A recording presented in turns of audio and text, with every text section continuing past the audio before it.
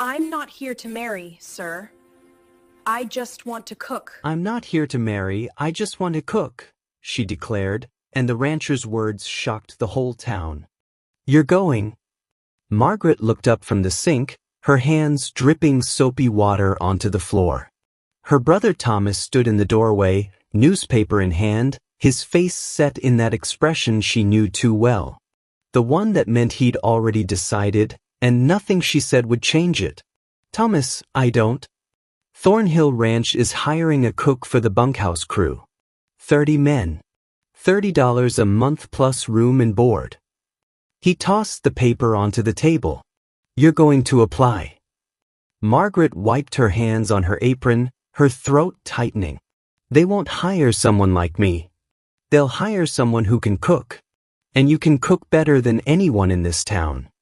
His voice wasn't kind. It was factual, the way he spoke about lumber prices or weather. We're 3 weeks behind on rent, Margaret. The landlord won't wait forever. She wanted to argue. Wanted to tell him that she'd seen the way people looked at her when she walked through town. The whispers. The turnbacks. But Thomas was already pulling on his coat, already moving toward the door. The ranch is 5 miles south. Be there by noon. He paused, his hand on the doorframe. And don't stutter when you talk to him. Just cook. The door closed behind him, and Margaret stood alone in the small kitchen that had become her entire world. She looked down at the newspaper, at the smudged ink that spelled out her next humiliation or her only chance. She couldn't tell which. By the time she'd washed her face and changed into her least worn dress, the sun was already climbing. The walk to Thornhill Ranch would take over an hour, and she'd need every minute to convince herself not to turn back. Margaret stopped at the general store to ask directions. The moment she stepped inside, 3 women by the counter turned to look at her. She recognized them. Everyone recognized everyone in a town this small. Margaret, one of them said, her voice syrup-sweet. What brings you out so early? I'm looking for Thornhill Ranch.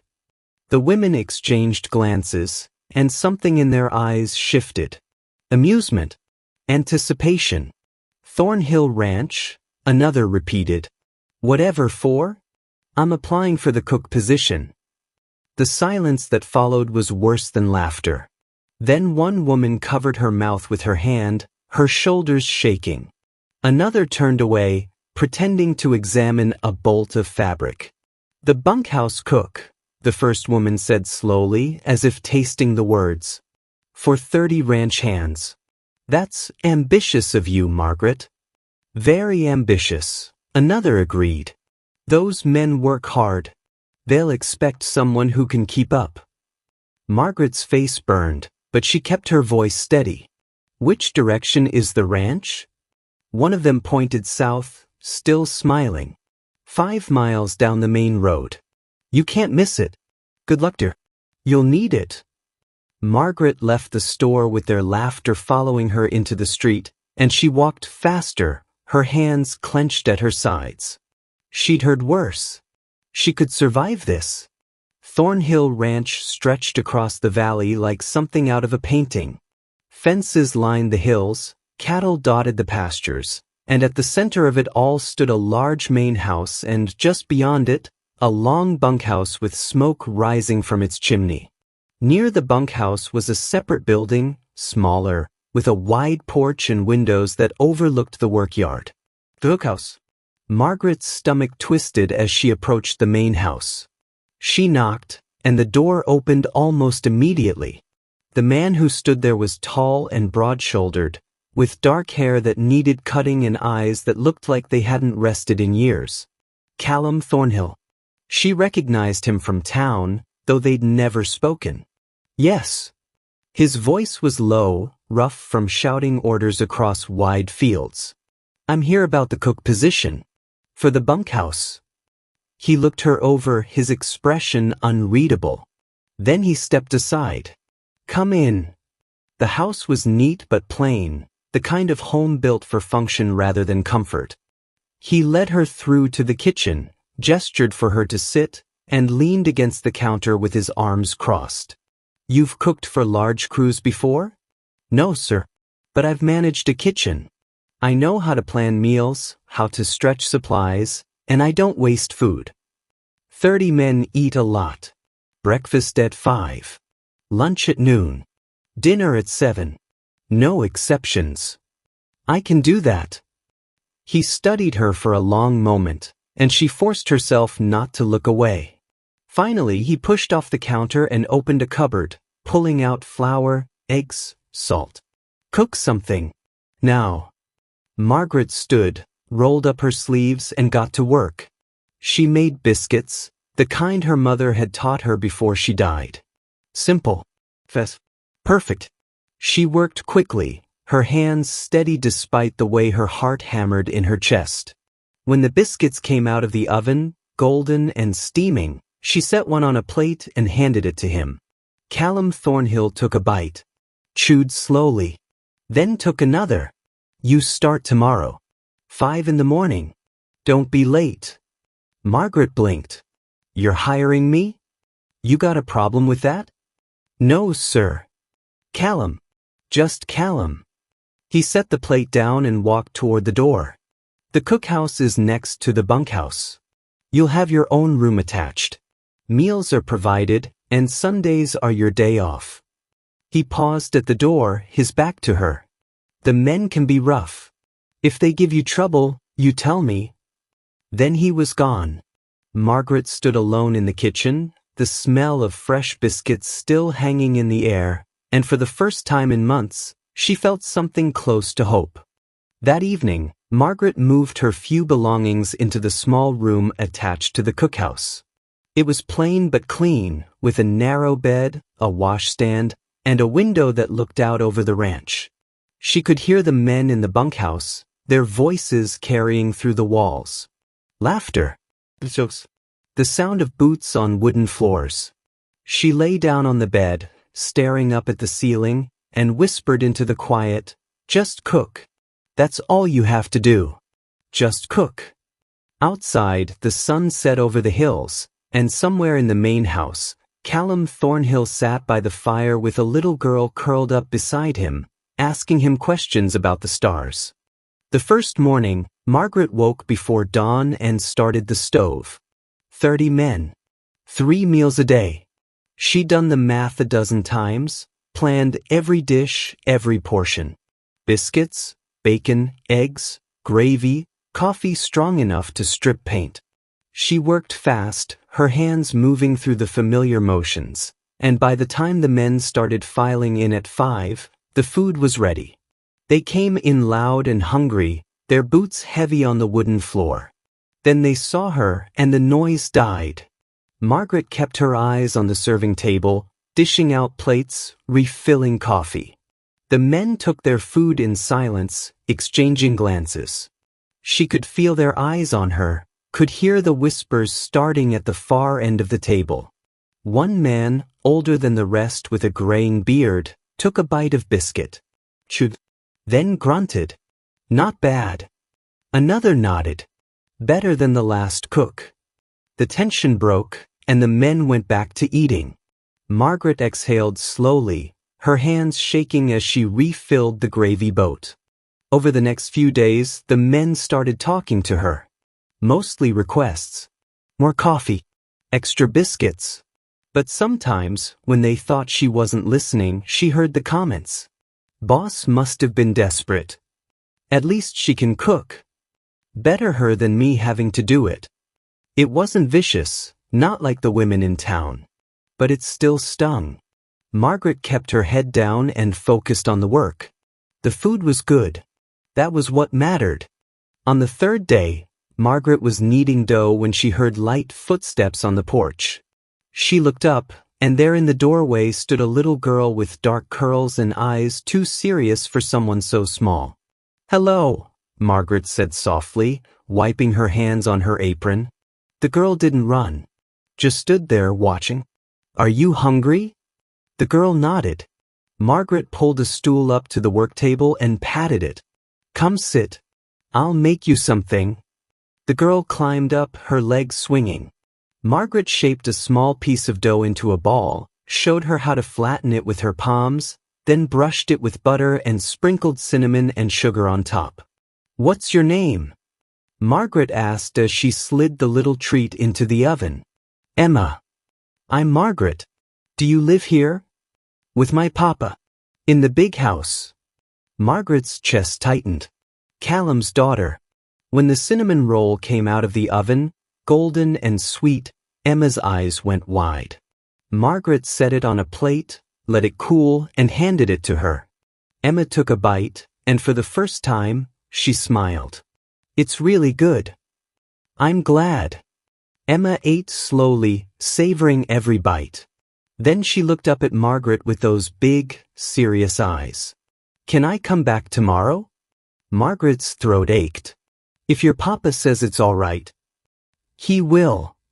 Emma hopped off the stool, clutching the last piece of her treat. "Thank you, Miss Margaret." She ran out the door before Margaret could respond. That evening, Callum appeared at the cookhouse door just as Margaret was cleaning up. "My daughter says you gave her something to eat." Margaret froze. "I'm sorry, I should have asked." "It's fine." His voice was gruff, but not angry. "She hasn't smiled like that in a long time." "Thank you." He left before she could say anything else. Emma came back the next day. And the day after that. She'd sit at the work table, asking questions while Margaret cooked. "Why do you put salt in sweet things?" "Because it makes the sweetness stronger." "Why does butter melt?" "Because heat changes it." "What's your favorite thing to cook?" "Bread." "Because you can see it grow." Emma watched everything, her small hands sometimes helping, sometimes just resting on the table as she listened. She told Margaret about the ranch, about the horses, about how her papa worked all day and sometimes forgot to eat. And one afternoon, while they were shaping cookies, Emma said quietly, "My mama died when I was 2. Margaret's hands stilled. "I'm so sorry, sweetheart." "I don't remember her." "Papa says she was in an accident." Emma looked up, her eyes shining. "Do you think she would have taught me to cook like you do?"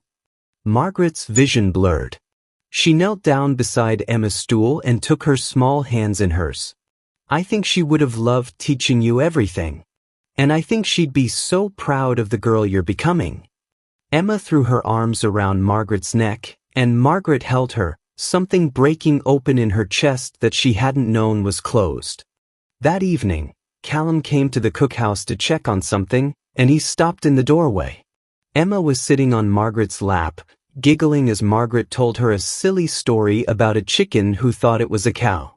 Emma's laughter filled the small space, bright and unguarded. Callum stood there, frozen, watching.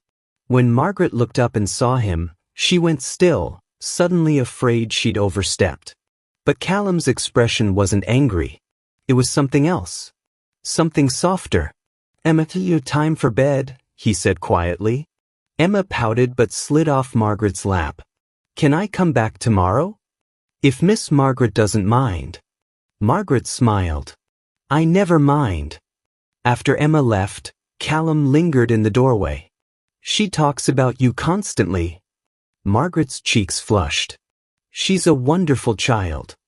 "She is." He paused, his jaw working. "Her mother died when she was too young to remember. I've tried to be enough for her, but the ranch, I don't have the time she needs." "You're doing your best." Callum looked at her, really looked at her, and for a moment something passed between them. Something unspoken. "Thank you," he said finally, "for seeing her." Then he was gone, and Margaret stood alone in the cookhouse, her heart doing something strange and unfamiliar in her chest. Weeks passed, and Margaret's cooking became the heartbeat of the Thorn Ranch. The men stopped whispering and started boasting. When they rode into town for supplies, they bragged about her biscuits that melted in your mouth and stews that could raise the dead. Word spread. Merchants at the general store began stocking the supplies she requested. Even the sheriff, who'd once smirked at her arrival, started tipping his hat when she passed. The same women who'd laughed at her size that first day now went quiet when she entered the mercantile, their mouths twisting with envy. But good rumors always travel with bad ones. The ranch grew busier as summer deepened, and with the work came new hands, young men with quick tongues and quicker tempers. They joked crudely when she wasn't within earshot, or thought she wasn't. Big woman like that cooking for the boss every night? One snickered. Another spat tobacco into the dirt. Reckon she's doing more than cooking. The laughter that followed was sharp and ugly. Margaret heard it one morning through the open kitchen window. Her hands froze over the biscuit dough, her breath catching. She pressed her palms into the counter until the sting in her chest dulled to something numb. Then she kept working. But it spread. In town, 2 women outside the dress shop whispered loud enough for her to hear. Living alone with a widower? Not even married. She's making herself quite comfortable, isn't she? Margaret carried her flour sack to the wagon, pretending not to hear. Her face burned. By the next week, laughter followed her like a shadow. When she stepped outside to hang laundry, she could feel the ranch hands' eyes. Some pitied her. Others smirked. Even Emma noticed. "Miss Margaret," she said one afternoon, "why do people stare at you in town?" Margaret's hands stilled on the dough. Sometimes people judge others by how they look on the outside instead of who they are inside. That's not fair. No, it's not. Emma frowned, then reached for her hand. "I think you're beautiful." Margaret's throat tightened. "Thank you, sweetheart." The girl grinned. "And you make the best cookies in the world. So those ladies are just silly." Margaret pulled her into a hug, blinking back tears. Those moments, those quiet afternoons teaching Emma to read with recipe cards, to count with spoons of sugar, became her anchor. But outside that little world, the whispers grew crueler. It happened one Sunday. Callum had ridden to town for a meeting, leaving Margaret and Emma behind. A few ranch hands lingered near the barn, drinking. Margaret crossed the yard with a basket of herbs when one of them, a new hire, barely 20, called out, "Hey, cook." His grin was lopsided. "Me. You feed the boss special too, or just the rest of us?" The laughter came in waves. Margaret froze. Her whole body went cold. She turned slowly, her voice shaking. "You mind your manners, boy." He stepped closer, the grin widening. "Didn't mean no harm. Just wondering what keeps a man like Thorne so quiet these days. Maybe it's your biscuits, or your bed." The slap came before she realized her hand had moved. Silence. Then the young man stumbled back, red blooming on his cheek. From the bunkhouse porch, an older hand stood. "You best walk away, kid." But the damage was done. The yard was buzzing. By the time Callum returned that evening, every man knew. He found her in the cookhouse, scrubbing the same pot over and over. Her eyes were swollen, her shoulders stiff. "Margaret," he said quietly. She didn't turn. "I'm fine." "You're not." Her hands trembled. "They talk like I'm something to laugh at. Like I don't belong here. I came to work, Callum. To cook. To earn my keep. Not to be gossiped about." He stepped closer. "You don't deserve this." She turned then, her voice breaking. "They think because I'm alone, because I'm me, that it's open season. That I should be grateful for scraps of kindness." Callum's jaw clenched. "No one will talk that way about you again." She shook her head. "You can't stop them." He was silent for a long time.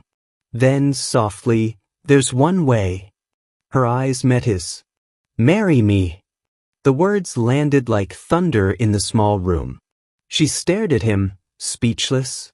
"People will keep talking until they have a reason not to," he said. "You deserve peace, Margaret. You've earned it."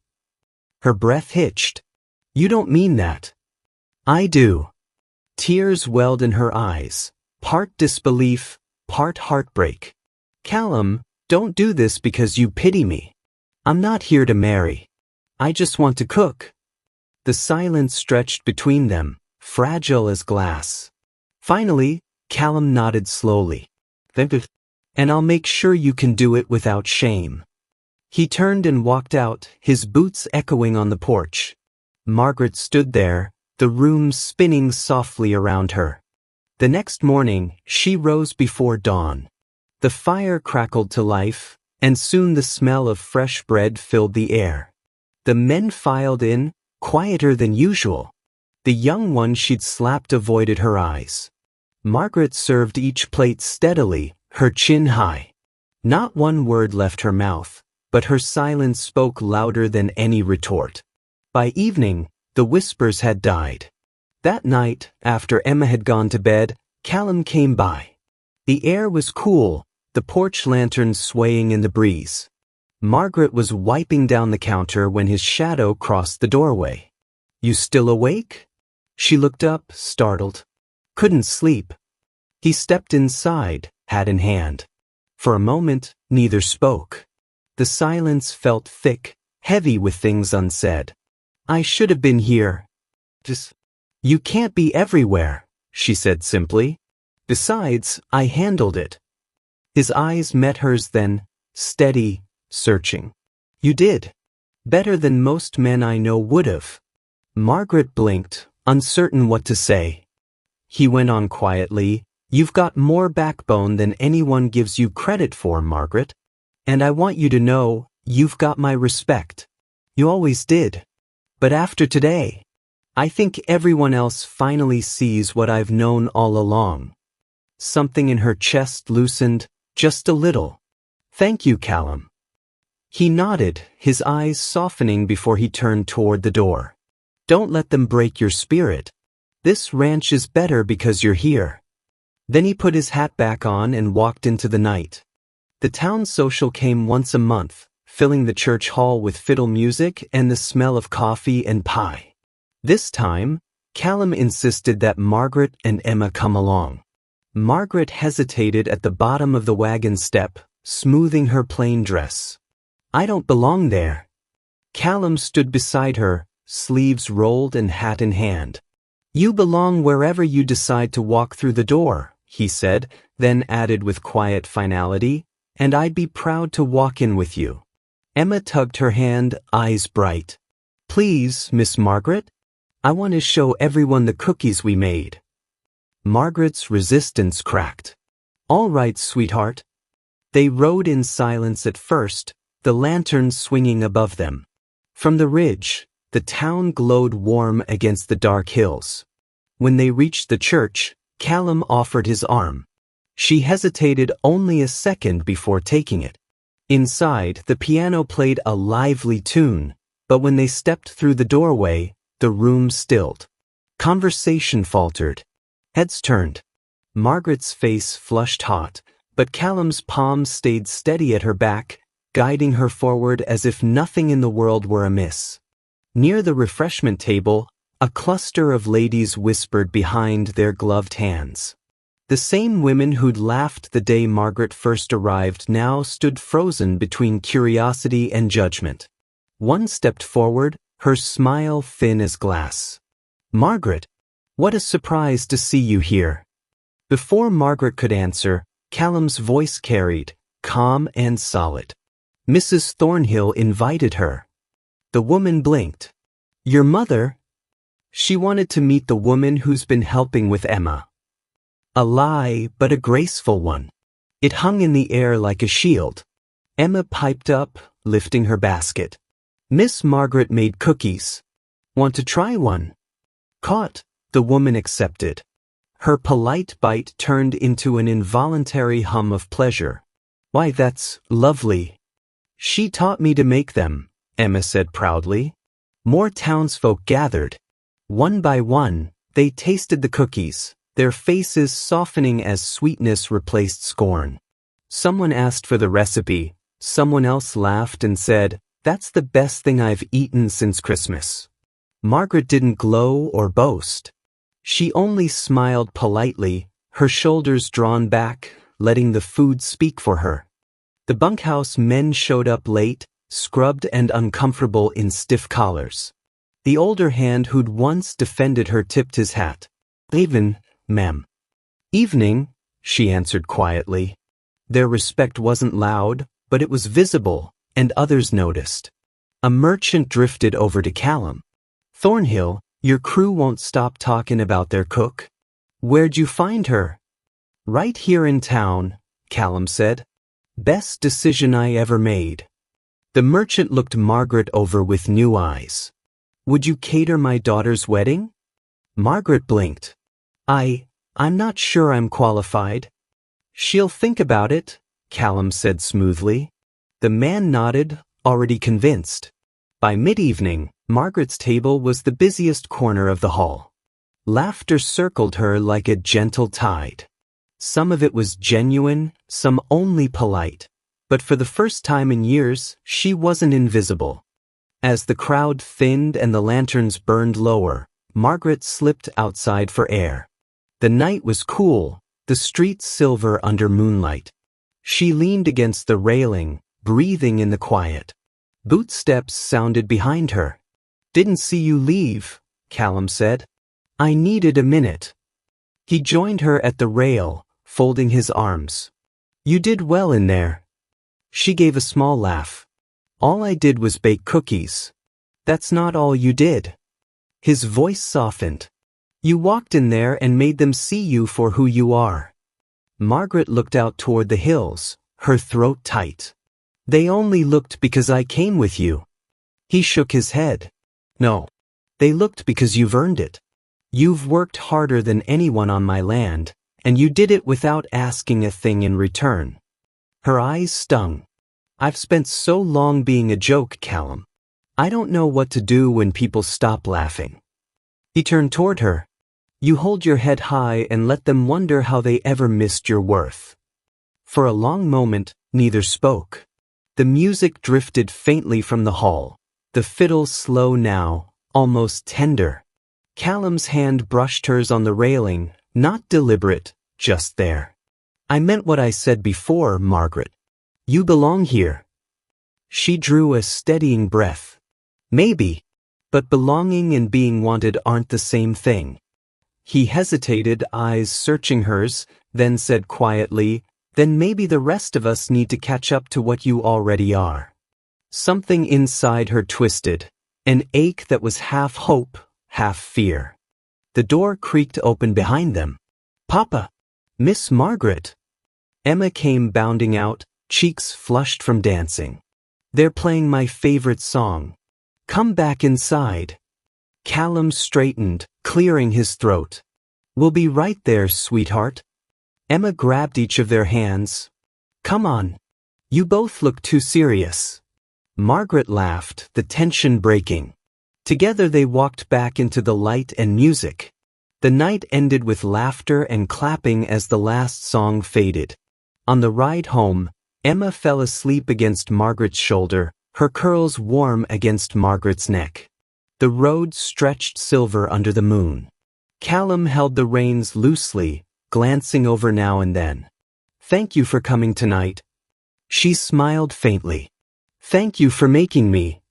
Silence settled, easy this time. The wagon wheels hummed over the dirt.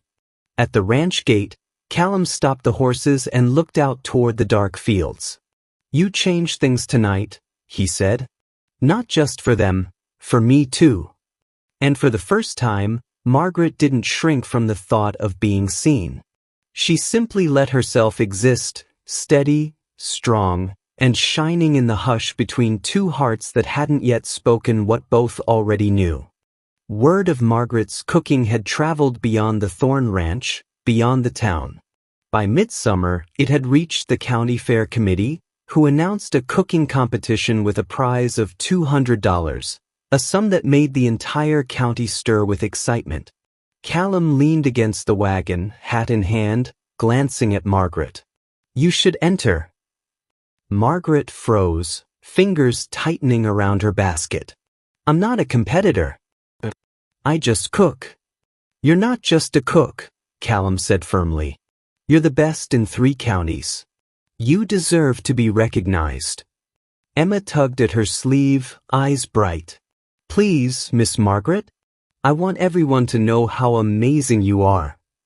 Margaret looked down at the little girl who had become the center of her heart, the reason she kept showing up every day, even when the world whispered that she didn't belong.